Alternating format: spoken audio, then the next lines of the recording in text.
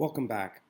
We're in chapter 16 on nuclear radiation, and in this section we're going to look at the half-life of a radioisotope. What happens when a Jenga tower falls is that each block starts falling off of the tower, and that takes a certain amount of time to happen, which means that little by little the tower gets shorter and shorter and shorter. And since the blocks are all the same and all the forces on that are the same, what happens is that tower falls at a very guessable rate. You can predict how high that tower will be at any time. If you knew the size of the blocks and knew what gravity was and things like that, and the wind currents in the room or whatever you want to measure, all those things will add together to determine how fast that tower falls. And since atoms are breaking down, or these radioactive isotopes are breaking down at a very predictable amount, you can use this to guess how much of a radioisotope will be left in a certain amount of time if you know how fast that it breaks apart. So the way this is done is through a half-life.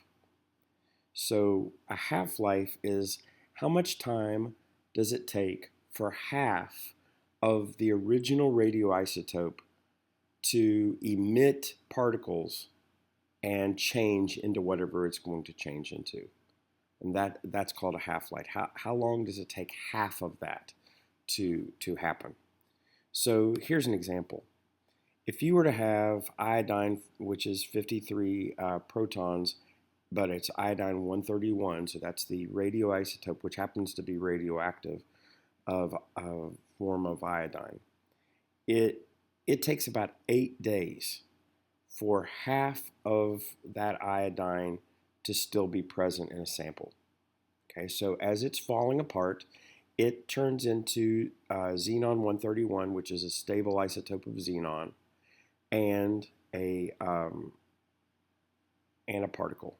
Okay, so as the particles are being emitted, the iodine is being converted into xenon. So one half-life is how long does it take half of the original to decay by to one half. So if you were to have, in this case, 20 milligrams of the iodine 131, it takes 8 days for that 20 to go to 10. Okay, because it's falling apart at a very predictable rate. That means that it's also going to take it's going to take 8 days for half of this to fall apart. Okay, so now that's a little bit different than, say, going 40 miles an hour.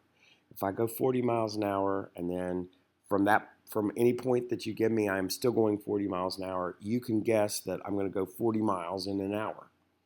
But what's happening here, it's not a linear curve. It's not going to where every second I'm going the same speed. Whatever I've got determines my speed. Okay? The less I have, the slower I'm going to break down. The more I have, the faster that I'm going to break down. But it's still a very predictable curve. And in fact, if you were to even use this picture as a graph, I could make a line here and show you that it's not linear, but it's actually a curve. There's a J curve there. Okay, so this is exponential. This is an exponential growth, or an exponential rate of change. So if I were to graph that, you're going to see that you're going to get a graph that is curvilinear there as it's going across in terms of days.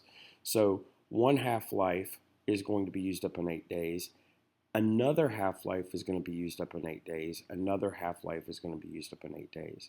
So the idea of half-life is, first of all, easy to understand. It's how much time is it going to take from wherever you are right now to half of that amount being there. That's the half-life.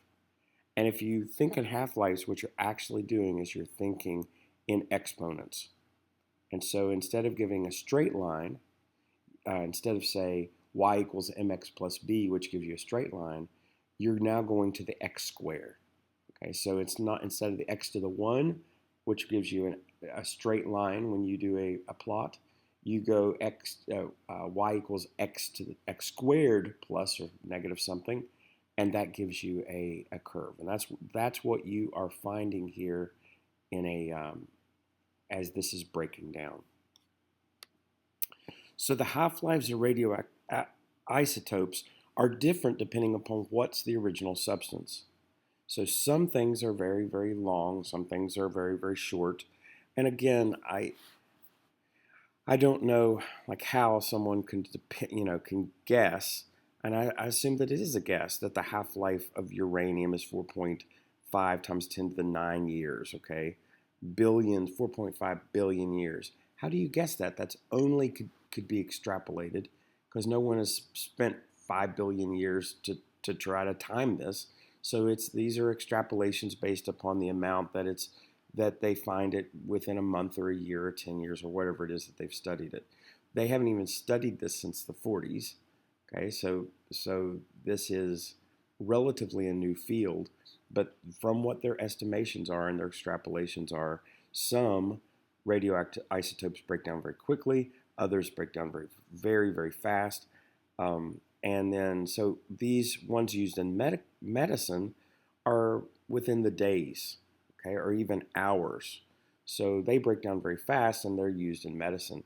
These others are doing in carbon dating and in uranium dating and the various datings that they have that you could. That's how these people are determining that this dinosaur bone is 65 million years old or whatever it is that they're claiming. So in order to do a calculation, in one half-life, 40 milligrams of radioisotope decays to 20. After 2 lives, 10. Okay, so it's going to be 40 milligrams times 1 times 1/2, or times 1/2 times 1/2. These two should be over here. So essentially you're taking it times 1/2 and then times 1/2 again. Okay, so I hope this gives you a little bit of an entry into how that these things are breaking down. They don't break down linearly. They break down in a exponential manner.